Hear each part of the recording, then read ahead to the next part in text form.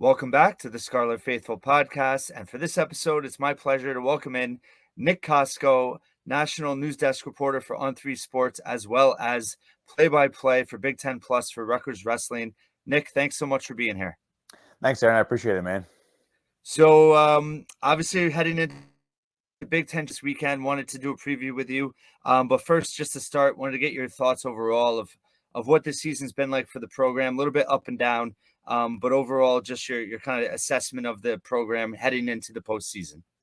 Yeah, I thought this year was going to be not quite a rebuilding year, but obviously you saw Rutgers and you saw what they did in the past with some of the hammers, obviously Ashenalt, Suriano, Sebastian Rivera. There wasn't one of those guys this year where you're like, all right, that guy's a bona fide national title contender, guaranteed All-American. You were kind of a little bit unsure, but you knew there was a lot of talent on this team. And I think in a lot of ways that showed the entire season throughout all the duels that the Scarlet Knights had this year, and then you kind of saw the bumps in the road. Guys taking their lumps. Obviously adjusting to a Big Ten schedule, a Big Ten grind.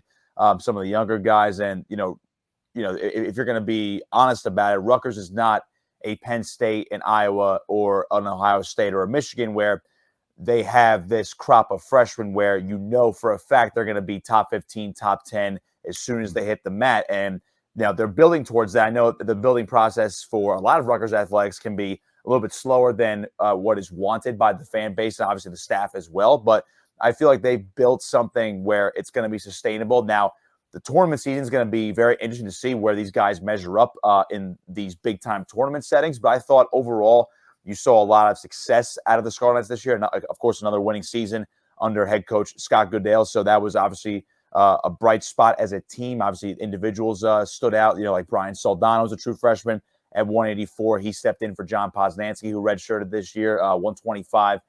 Dean Peterson, redshirt freshman, didn't see much of him last year. So he eventually won the spot from Dylan Shawver, who was an NCAA qualifier for Rutgers last year. So talk about young bucks that are really stepping up. Obviously, Joey Oliveri at 141 as well. He stepped in, again for, I know the now departed Sammy Alvarez, who went through transfer to Oklahoma State, but it's only his second year in the varsity lineup, and he really didn't get a chance to develop in an entire redshirt year. He's been kind of just thrown to the wolves 2 years in a row, and he qualified for NCAA's last year, and he's probably going to qualify once again as a ranked wrestler. And then obviously, guys like Joe Heilman, he's a graduate senior, but he's one of the veterans of the team, solid guy in the lower end of the lineup. Tony White obviously had his lumps in the road or bumps in the road at 149 as a redshirt freshman. Andy Clark dropped 57. He's vastly improved this year. He's kind of cracked the bottom part of the rankings as well. So looking like he might make a run to Tulsa as well. Then, the middle of the lineup obviously had its bumps as well. Connor O'Neill, Robbie Kennard at 165. Looks like it's going to be a Kennard for the Big Ten tournament, obviously. Then Jackson Turley hasn't quite recaptured that form for Rutgers since his 2021 All-American run in St. Louis. But he's obviously a guy who can just explode at any moment. You're kind of just waiting for it. Billy Janser back healthy this year. He obviously had to get reacclimated to 197, but seemed to be turning it up late in the season. Then Boone McDermott having a great year at heavyweight. Obviously, the injury held him out for a couple weeks, but as long as he's healthy, he's looking good to go. And I think Rutgers finally solidified heavyweight, at least for the next couple of seasons, with him up there, obviously gaining about 40 pounds of muscle in the offseason. So he's obviously up to speed with some of the other Big Ten heavyweights as well. So overall, I think the starting lineup did what they could this year. They obviously left some matches on the table. I know the Indiana match, I know, was burning a lot of Rutgers fans' minds back. I think it was back in January. So, you left some on the table. You got some wins where you needed them, and, you still came up short against some of the big boys. But, overall, I think it was a nice developmental year while still competing at a high level. That's a great way to put it. And, I always find wrestling interesting in the sense of once the dual meets are over and then you get in the tournament play, and it really is all about individual performance. And Rutgers has been so consistent year over year with getting multiple All-Americans at nationals. And now we head into the Big Ten championships this weekend in Ann Arbor, starting on Saturday. Before we kind of run through the weight classes there, I wanted you to kind of explain for people about the automatic bid process from the Big Tens for the NCAA championships and how that works, and what Rutgers is looking to accomplish this weekend in that regard. Right. So the NCAA basically just allocates all the automatic spots to all the conferences and all the weight classes. Obviously, for those who are, even if those who are unfamiliar with college wrestling, the Big Ten is the premier conference. So think the SEC for football for a long-standing tradition. That's what the Big Ten is to college wrestling. So I'm looking at the paper right now. They have 88 total bids from the Big Ten, and basically every weight class had just for the Big Ten. Just so people know, Big Ten has 14 teams for wrestling. So think 14 spots or 14 guys in a bracket. So every bracket so far through the allocations has at least 9 automatic bids, except 165 is at 8 automatic bids and 174 has 7. 157 actually has 10, and then actually, that is the most in the country through any weight class in any conference. So figure this: the Big Ten has a lot of automatic bids. 88. Next closest conference is the Big 12, actually, with 64. So it shows the disparity, or at least, the competitive balance between the Big Ten and the next best conference, which is the Big 12. So the NCAA puts it out based on what those guys have done in terms of rankings throughout all the media services, the coaches poll, what their records are, past history as well. And again, 157, just for an example, for the Big Ten, I believe out of the 14 guys in the weight class, 13 of them are ranked via Intermat in the top 33. So we have the 13 seed, and I actually believe it's Andrew Clark for Rutgers. He's ranked 33rd, so he's in the top 33 in the weight class in the country by Intermat, but he's the 13th seed out of 14 in the Big Ten. So it just goes to show you how deep it is. So that's basically how it works. I mean, there's more math involved with it, but the simple way to put it is NCAA coaches poll, all the ranking services, past experience, what they've done this year with their record. It's kind of all combined and all these formulas to get those allocations spread out through all the weight classes. That's a great explainer. And last question before we get into the weight classes. Then obviously if a wrestler does not earn an automatic bid, how does the at-large process work from there? So the at-large process is basically it's almost by committee. So think of how basketball or football just decides the rankings, essentially. So probably more so for a basketball analogy, just because obviously there's a huge field. It's a field of 68. So, you think of, let's just say, for instance, the Rutgers basketball team did not get an automatic bid, and they're waiting for that at-large bid. And I know Rutgers is probably going to be, for basketball purposes, it's probably going to be what? A 7, 8, or 9 seed in the NCAA tournament. Knock on wood. I'll knock on my head too as well. It's pretty empty up there. So when you look at that, that's kind of how it is. So looking at the Big Ten, by the way, or actually all the at-large bids. So the NCAA for all the brackets, there's 10 brackets in the weight classes. So 10 weight classes, 10 brackets. Every bracket has 33 guys. All right, I know it's weird, 33 guys, but still 33.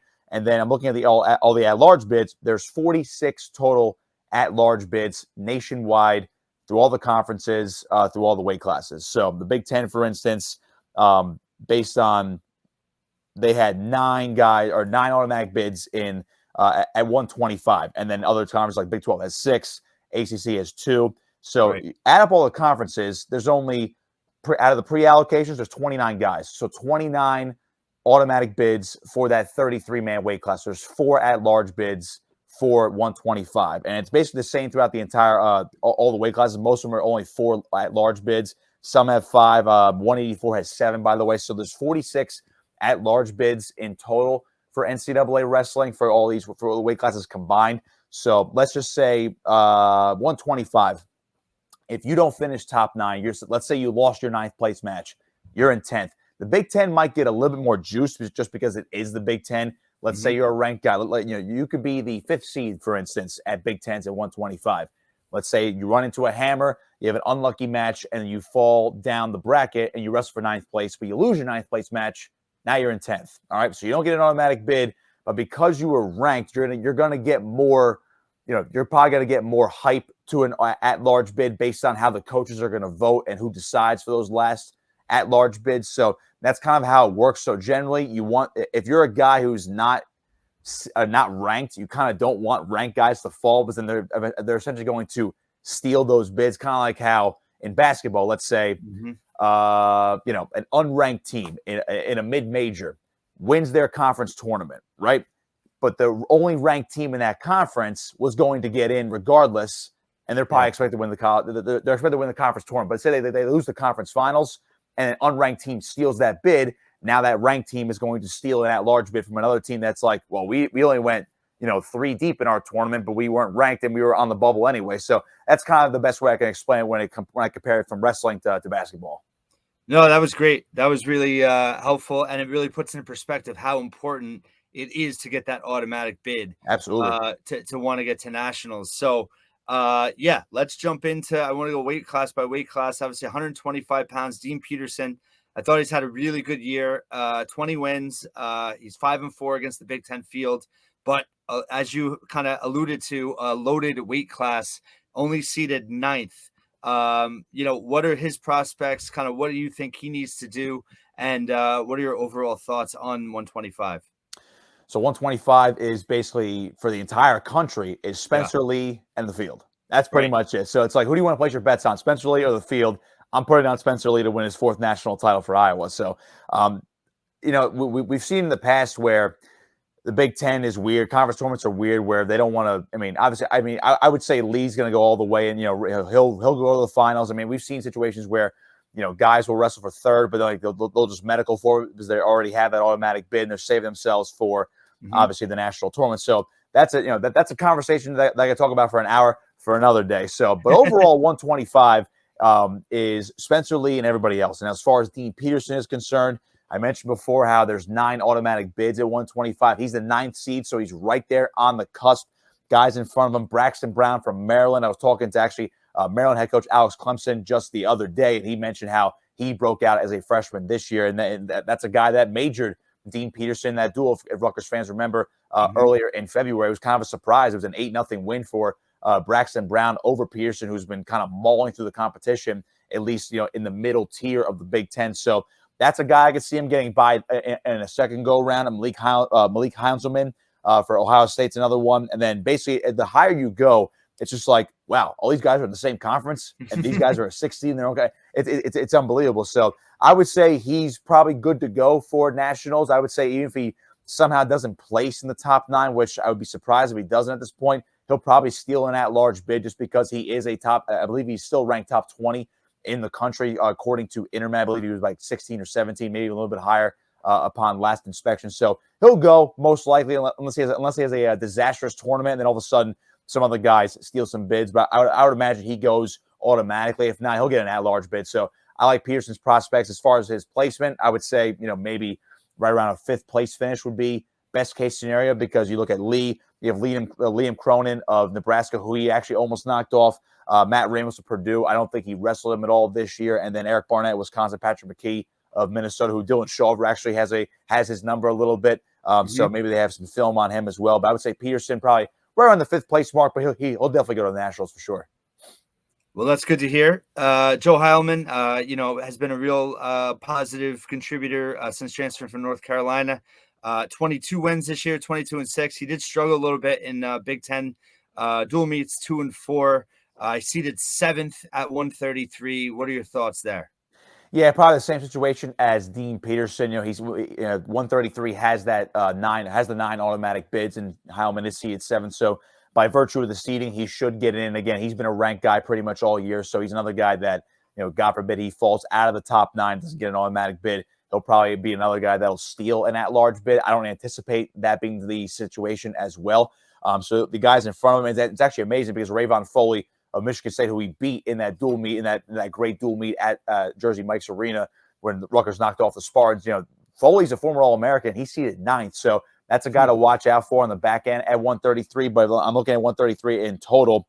I don't think he's going to win Big Tens, obviously, but I think Heilman should be fine moving his way up. I mean, obviously he has to get by guys like Chris Cannon and Dylan Ragenson from Northwestern and Michigan as well. Lucas Bird of Illinois is only seeded 3rd, which is actually unbelievable. But I would say same situation for Heilman. It's pretty much going to be he'll probably get an automatic bid, but if not, he'll be able to steal an at-large bid as well and get to nationals. 141, you alluded to it before, but Joey Oliveri, the way he stepped in, I've been really impressed. 8 years in a row, he's had to do it. But, once Alvarez was out, the way he stepped up and performed, obviously he was planning to redshirt. How hard has that been for him mentally to kind of jump in? And a 5-2 record in Big Ten meets this year. What are you expecting out of him as the number 7 seed at 141? I think he's the type of guy, and I think Coach Goodell would echo this comment as well. He's a guy who, on any given day, kind of like Alvarez was, obviously before the weight issues, is a guy that can probably hang with and maybe beat anybody in the country. Maybe sans the top tier guys like a Real Woods or a Bo Bartlett, who all very, by the way, for Bo Bartlett for Penn State, who all very was wrestling pretty well, and then Bartlett had that late 6-point move in that dual meet when Rutgers took on Penn State back in mid-February. But Oliveira is a guy who can make a huge run in my mind at NCAA's, and maybe he loses in the second round of the tournament, but then he wrestles really well on the backside and steals that 7th, 8th place spot on the All-American podium. I think Oliveira is that good. He's been developing to be a guy who's a perennial All-American contender. Now, mentally stepping in for Alvarez 2 years in a row, I mean, it's got to be exciting / annoying almost, because last year it was unexpected. Nobody really saw that coming from Alvarez with the weight issues. Maybe some behind closed doors, maybe saw hints of it. And obviously Alvarez couldn't really maintain 133 for too much longer. So that kind of had to happen.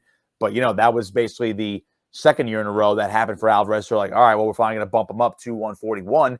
Once he bumps to 41, you're thinking, all right, Oliveira is also going to bump up, but he's actually going to redshirt. He'll develop. And then come the 23-24 season, that we're going to unleash this kid. All right. So he has a year under his belt, a redshirt year under his belt. We're going to unleash him now. It didn't happen that way, but Coach Goodell said back in November during Media Day, I remember this is the one thing I remember clearly and vividly from Media Day was, Sammy can beat anybody in the country, but he's got to stay disciplined with his weight. And if he can't, we have a guy ready to go. And sure enough, Joey Oliveira was ready to go. So I don't think it's been mentally taxing on him. I think he was just kind of waiting for his opportunity, and he got his opportunity. And again, he's in that range where he's going to be within the automatic bids. Again, 141 has 9 automatic bids. He's the 7th seed, so naturally, I would expect him to get an automatic bid as well, and he'll go to NCAA for the second straight year. So moving on to 149, Tony White, the red shirt, had a really good year last year, wrestling independent. Now this year, up and down, he's 12-10 overall, 2-6 in Big Ten. He's seated number 10 in this weight class. What do you expect from him and this weight class as a whole? See, I like Anthony White. I like him a lot. Going back to last year, you're like, wow, this kid is amazing because he had a tremendous redshirt year, and he comes from that South Plainfield lineage. So you're thinking Ashnault, you're thinking Scott Del Vecchio, the guys like that. Like, oh, this guy can develop into someone like that, or basically in the same stratosphere almost. Be an All-American and maybe one day be a national champion. At the very least, I think at this point, Rutgers would love if Anthony White can be a Scott Del Vecchio. Become an All-American at some point. Ashnault is one of one, obviously, so I hate to compare him to that. He has a similar style to him almost, same kind of frame as well, especially at 149. But I think the expectations were pretty big for Anthony White coming into this year, and he kind of went up against it. And as you mentioned, an up and down season for him. There were certainly elite flashes, but I think once he ran into Big Ten competition, you kind of saw the gap right now that he needs to close going into next year. Now, again, 9 bids for 149. He's only the 10th seed, so that's basically stealing one match that you probably shouldn't win. That happens a lot in the Big Ten tournament. We see a lot of chaos at Big Tens even before NCAA. So do I expect him to get an automatic bid to NCAAs right now? Probably not. Can he steal one? Absolutely. I just don't think he's going to get enough criteria or enough votes or enough love for an at-large bid. So I think for Anthony White to get to nationals, he's going to have to get an automatic bid. But again, he's the 10th seed, and it's the top 9 spots. So you can get yourself to that 9th place match. It's a win and in situation. So I would expect him to be competitive, and at the very least, I would not be shocked if he's at the very least in that 9th place match, or sometimes they have those 9th place brackets where it's 4 guys fighting for that 9th place spot. So at the very least, I would expect him to be there and fighting for that position. And who knows, maybe he will steal an automatic spot, which would be obviously great for Rutgers to get 4 qualifiers down low. So he'll be in the thick of things. Right now, I can't put a stamp on it that he's going to get to Tulsa in 2 weeks. And going back to something you said before, just thinking about it, I mean, depending on guys, if it does happen where guys are, kind of focused on qualifying for the NCAA championships, and maybe they, medically forfeit in that 3rd place. If you're a guy like Tony White that can make a run, you could benefit from that, right? If you kind of get a little lucky by getting that far, not getting lucky by getting that far, but once you are, if you run into that type of situation, it can only help you in terms of qualifying. Yeah, for sure. I mean, it happens. I mean, we don't see it too often early on. It's mostly towards, if a guy makes a semifinals, like, all right, I'm in. I'll just medically forfeit out. I'll medically forfeit the six. We've seen that a bunch of times now. Again, it's a whole other conversation for another day where the problem with that is considering it's a conference tournament and Yeah. it's a big deal, the conference tournament. But again, everyone's focused on the 2 weeks after in Tulsa this year, for example, or St. Louis or Philadelphia or Right. wherever the tournament is that year. But yeah, depending upon the draw, that could be a situation where Anthony White maybe loses his first match, but then he wins his second one. Then all of a sudden, he might get a guy that has to medically forfeit. We never hope for injuries, but Right. that could be a situation where the draw ends up like that and he gets a little bit lucky and he advances far enough where now he's in that top 9 where it doesn't matter where he finishes, he's going to go to the Nationals. So we've seen it before. We might see it again. So, always depends on the draw. But again, I would say Anthony White definitely on the cusp right there. He'll be competitive for that 9th place spot at the very least for me. So now moving on to 157, Andrew Clark, in a really tough weight class, he's seated 13th, has a winning record overall, but did struggle in Big Ten dual meets. What is your outlook for him in this class as a whole in the Big Tens? Yeah, so as I mentioned at the top of the show, Aaron, you look at 157 for the Big Ten, it's 10 deep for automatic bids. And I know he's the 13th seed, and the one guy he beat, Michael North from Maryland, is actually the 14th seed. And again, he's no slouch either, obviously. So the way I look at 157 is he can get a spot automatically. And I think Clark, based on the way he's wrestled this year, he's wrestled some tough guys, he's gotten some big wins. I know it's only just has the one win in duels in terms of conference opponents, but I think the fact that he is ranked and he's able to steal a ranking towards the end of the year where he's ranked 33rd, according to Intermat, I believe, on the last rankings update, that will help him for nationals. It'll help his criteria in case he does not get a top 10 spot. But I would fully expect Clark to maybe pick somebody off that's in front of him, whether it's an 11 seed, a 12 seed, even a 10 seed. I'm trying to look at the brackets one more time. So a guy like Brayton Lee, who he didn't wrestle, maybe he knocks off him. Patty Gallagher would be a tough matchup, even though he's a 12 seed from Ohio State. He was a top end recruit as well for the Buckeyes. But guys like that maybe takes out Derek Gilcher of Indiana. So there's opportunity there for Andrew Clark to make a run here and get it. As long as he's a top 10 spot, of course, he's going to nationals. But I think he's the type of guy that would be able to get one of those 4 at-large bids for Tulsa in 2 weeks as well, if he doesn't get top 10. So Robbie Kennard, 165, hasn't wrestled too much this year, but an opportunity, did get the 12 seed. How do you see his chance there? Yeah, Robbie Kennard's a guy who hasn't. I mean, you mentioned he hasn't wrestled much this year. He hasn't wrestled much over the last couple of years. Unfortunately, it's been an unfortunate run for Robbie Kennard because you go back to the 2019-20 season, I believe it was, where he was a red shirt, wrestled a lot, looking good, and then his first year in the lineup at 157 was that shortened 2021 season. So nobody got mat time that year. We're talking about 4 duels that year because I think Rutgers had a COVID issue then when they had a canceled quad meet that year. Mm-hmm. So he didn't get much time that year, did not qualify for nationals. Then you go back to last year as well. Didn't wrestle much last year as well. After 157, he got banged up again. I think it was the Big Ten tournament where he missed out with injuries. I forget his exact timeline, but this is a guy that's dealt with broken noses, other injuries, concussions, the COVID season. I mean, he's just been so unlucky because he was a top-end recruit for Rutgers, 2-time state champion from Wall Township. I mean, he was one of those blue chip guys out of New Jersey. He just hasn't been able to be solidified at one weight class and have just a regular season at this point. So again, banged up again. I think it was the Ryder match, or I take it back. It was the Indiana match. It was essentially why Rutgers lost that match, where he got hurt in the middle of the match, ended up getting turned, got pinned, and that was the score. That was the difference in the team score. So if healthy, he's got a lot of tools, and I think he's finally settled into this 165 weight class where he's up a weight this year. Obviously, the problem is there's only 8 spots for him at 165, and he's the 12th seed right now, so he has some work to do. He's not going to be a guy that's going to get a at-large bid in my mind, but I think he's a guy that he could surprise you on the back end of this tournament. Now, this is what happens sometimes this year where the Big Ten sometimes will wrestle. They don't always do it, but I think in the event that if you have 8 guys, right, 8 bids, they will wrestle to a true 9th place. If you get 9th place, it's like, okay, that'll give you some gumption for criteria in that large bid. Or if somebody's hurt, then they'll just bump you up to one spot. So I believe they still do that. I mean, it goes in and out every year. I always forget. I'm always confused because the Big Ten tournament's got a Big Ten tournament, right? So I mean, for right now, because it's only the top 8, I'm going to say he's not going to get an automatic bid. At large is going to be tough to come by, but I would not be surprised if Kennard can pull off something in the back end in the wrestlebacks of this tournament this weekend and maybe make a little bit of a run. Because again, he has the stuff. He has the tools. It's just that he has to be able to put it all together. And if he's finally healthy and can just have one great weekend, we could see him in Tulsa in 2 weeks. But he'll be up against it for sure.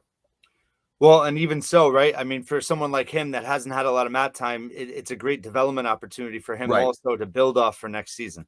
Right. Absolutely. And, again, he'll, I feel like he's been in the program for so long at this point, but this could be his spot again next year, 165, depending upon, who comes in, who goes out, who moves up, who moves down. So, he's a guy that I think just needs a full slate here, and you could see the potential that Rutgers saw in him as a recruit for sure.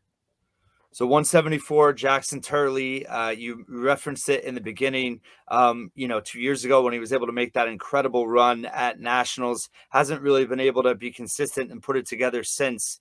But again, he's a guy that's proven if he can get hot, he can make a real run. What do you think? What I guess have you seen from him lately? And do you think he can replicate that type of run this weekend? You see, when I look at Jackson Turley, I expect big moves. I expect flashiness. I expect a guy who is going to be a perennial All-American contender. I think that's what we saw a couple of years ago. Obviously, the year before that, he was in and out of the lineup at 165, where they weren't sure if they wanted to burn his red shirt. They kind of just put him in there. We saw the flashiness, and then it all came together during the shortened year, which unfortunately you didn't see it over in an elongated time. But he made that huge run in Nationals, which that's what sticks out to everybody's mind. So now 174 only has 7 spots. He's the 10th seed, so he's going to be up against it as well. Will he get in that large bid?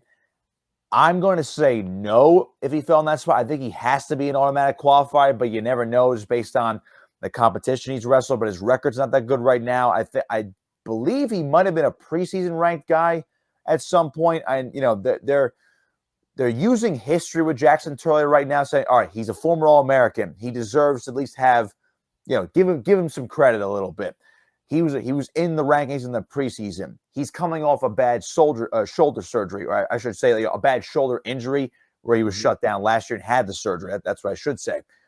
I don't think that shoulder has been back to 100%. I'm not saying he rushed it. I don't know his medical history. This is just my own speculation and my educated opinion. I think that's what's limited him a little bit. I'm not saying he's afraid to go full force, but obviously, whether you want to admit it or not, there's a mental block with injuries. Not saying he has that. I think it is a little bit of a contributing factor. Obviously, he's been limited. I think early on in the season, you saw he was a little bit limited as to what he can normally do in terms of certain positions where he is great defensively and neutral, the way he wants to attack on top, the way he shoots as well. So we've seen more flashes of the old Jackson Turley late in the season. He just hasn't put it all together consistently yet. Now, again, this could be the right time where if he's feeling good going into this tournament, he might string together some, let's say 3 or 4 good matches in a row. All of a sudden, he's in that top 7, or he's wrestling for 7th place, and he can maybe get that automatic bid. Now, I'm going to go out on a limb and say he is going to qualify. I just don't know how yet. Whether he steals an at-large bid or he does get 7th place. But I'm going to say Jackson Turley will be one of Rutgers' NCAA qualifiers for Tulsa in 2 weeks. I like that prediction. And, moving on to 184, Brian Soldano, you mentioned him at the top. He's had a really, really good freshman year, I think, winning record in Big Ten meets. But, again, only seeded 8th going in. What do you think he has potential-wise for this weekend?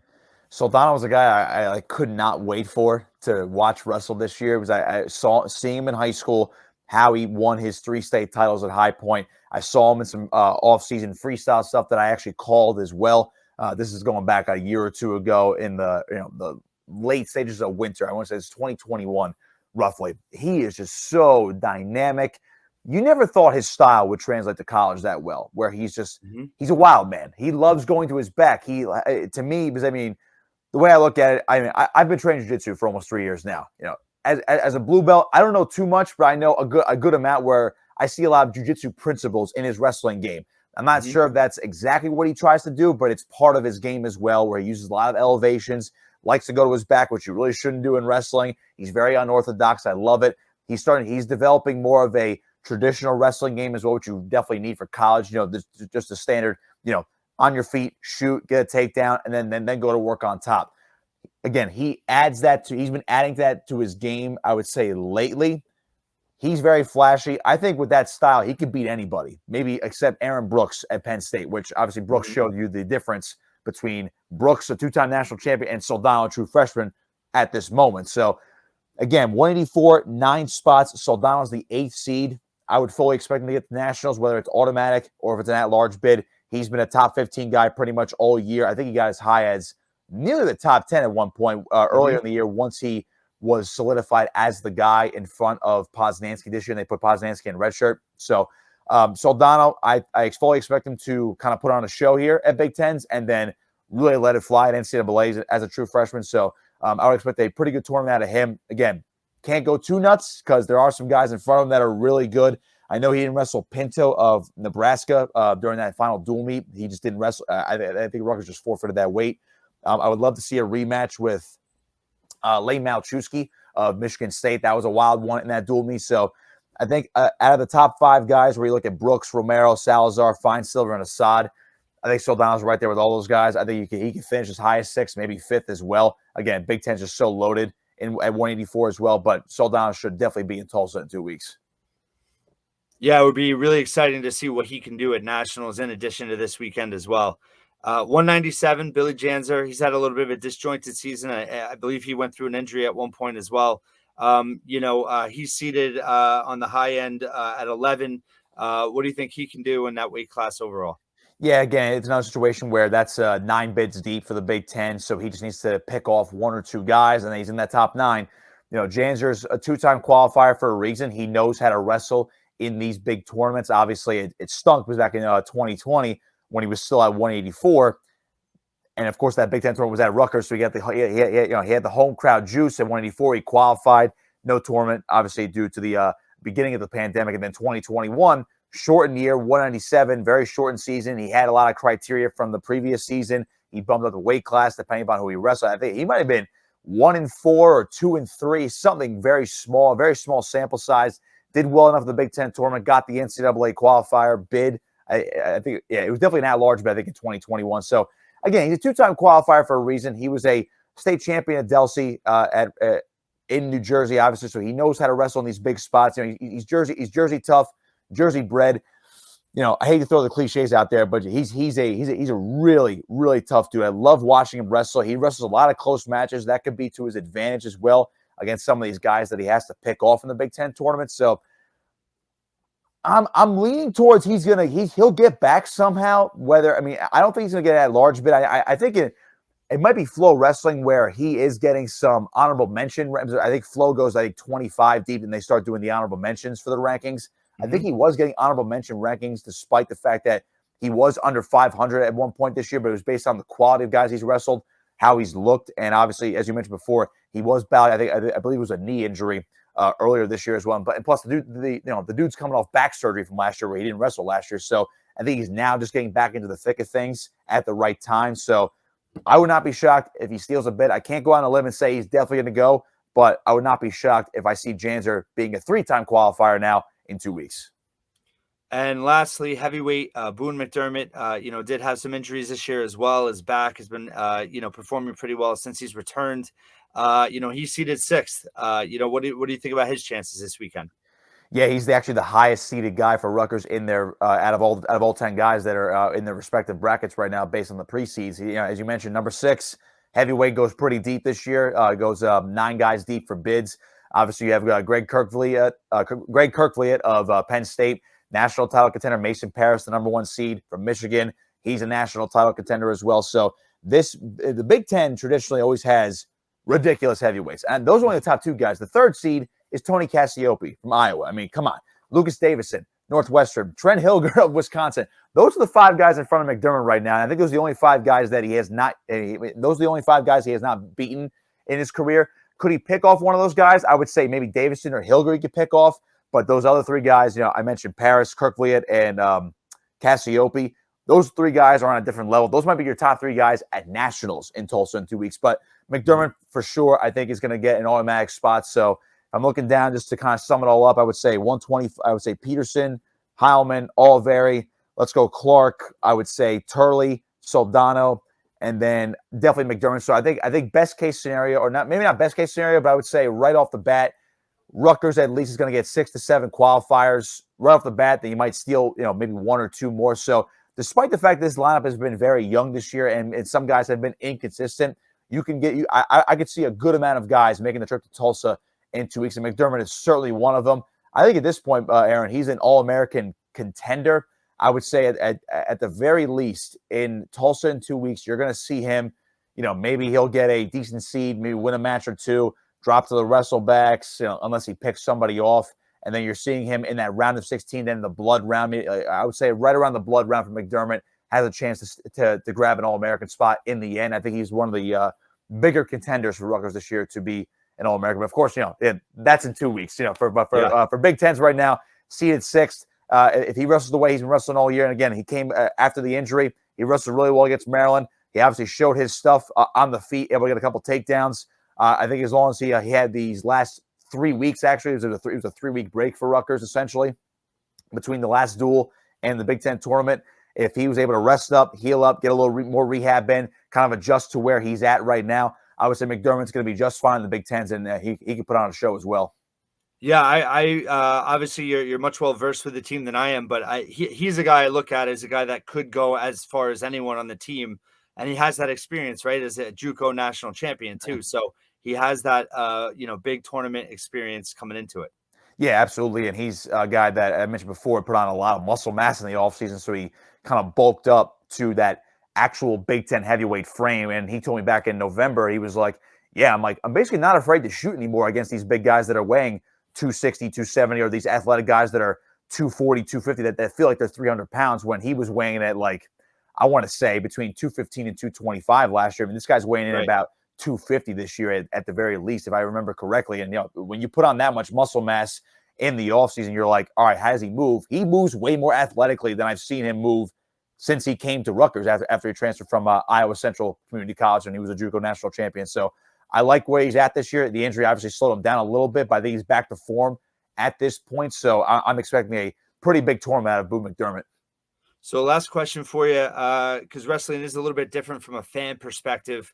What's the biggest, I guess, thing to root for this weekend? Is it, can someone from Rutgers challenge for an individual title?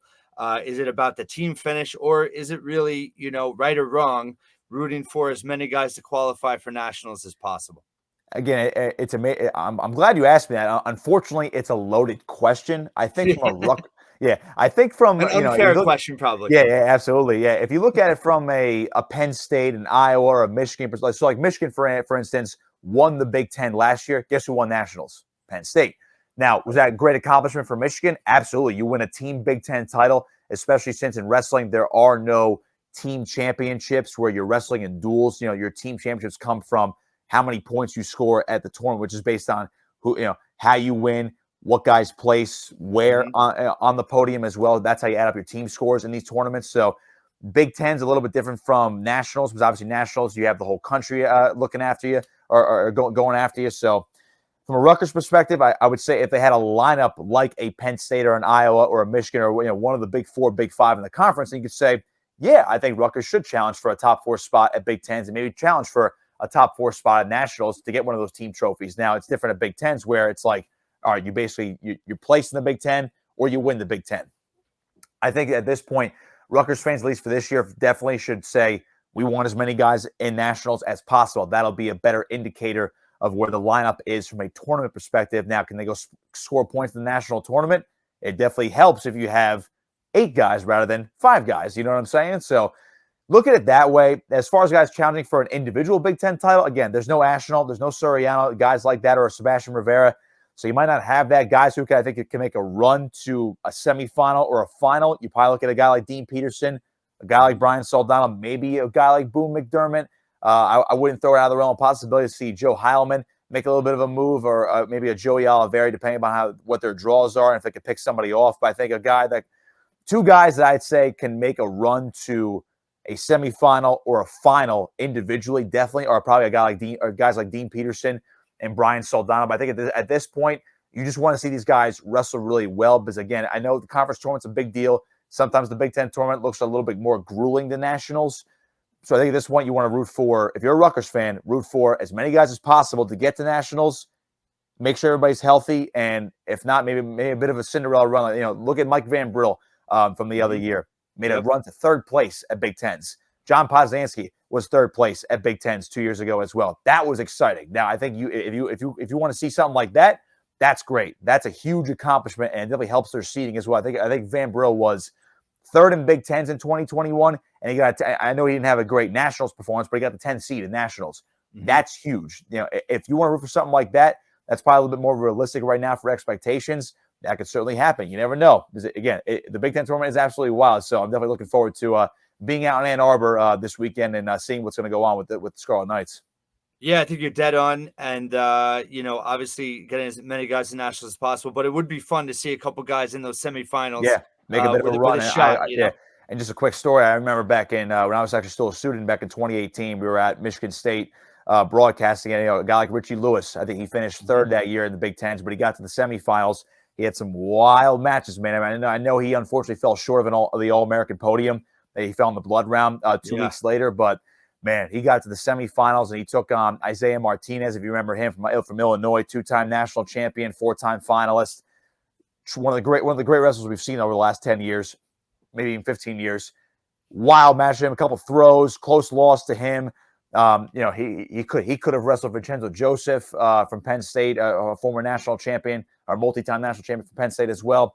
Wrestled Alex Marinelli when Marinelli was young for Iowa. Won that third place match, one of the best matches I've ever called and one of my favorite ones to ever watch. So you could see something like that where these guys will make this run to the semifinals. You're like, all right, they're going to face the best guy in the country right now.